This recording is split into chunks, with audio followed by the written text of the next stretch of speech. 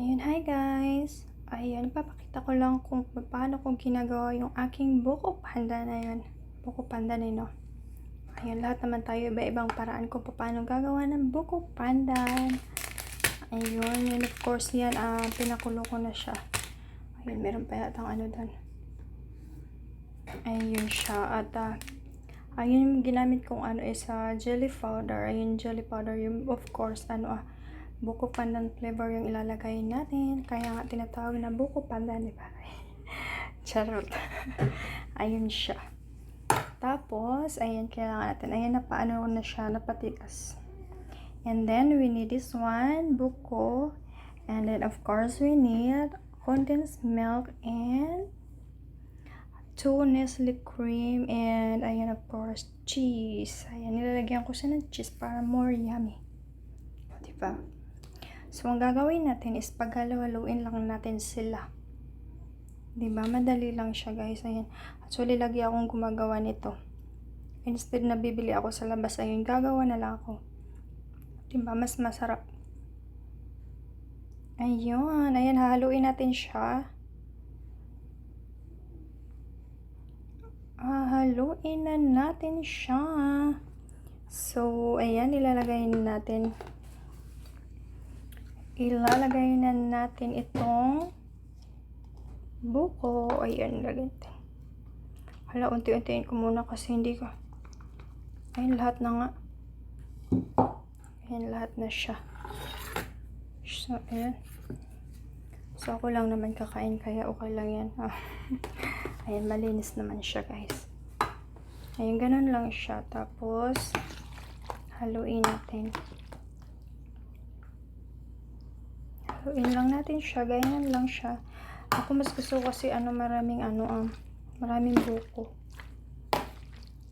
Para masarap. Mas gusto ko siya maraming buko. And then, we gonna add ayan. Parang hirap ako, guys, kasi ang hirap no. Ganyan ko siya. Gonna add milk. So, bubuksan natin ang milk. Ayan. Bukas na. Ayan, ihalo lang natin siya. Ayan ang milk. Diba? Ang yummy.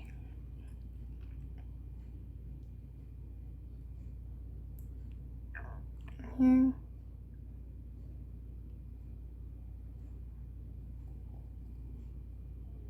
Masarap nito as in. Ayan, pag nasa labas kami, minsan nag-order kami nito. Ayan, kahit ano pong gatas ang gagamitin natin, pwede.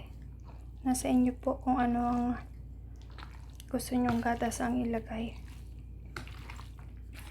Diba? Ayan, haluin lang natin siya ng haluin.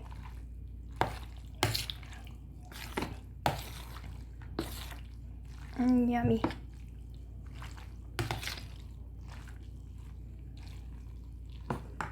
Tapos, ilalagay na natin ang cream. Pangpasarap na cream. Ayun, saan yan? Ayan. Dalawa ang ilalagay ko, guys, kasi medyo marami siya. Marami siya, kaya tsaka mas masarap maraming cream. Para yummy. Yummy, yummy, yummy.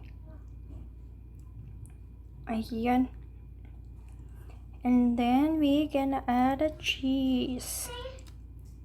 Ayan, charan. Ito na siya. Nahalo ko na siya lahat, guys. So, kainan na. O, diba? Pero before that, ayan, ipalalagay muna natin pala sa ref para malamig at more yummy. Diba? Mas masarap pag malamig. Ayun. Thank you for watching, guys. Ayun, at kung hindi pa kayo nakasubscribe sa aking channel, please subscribe my channel. Ayan, don't forget to like and subscribe. Thank you so much, guys.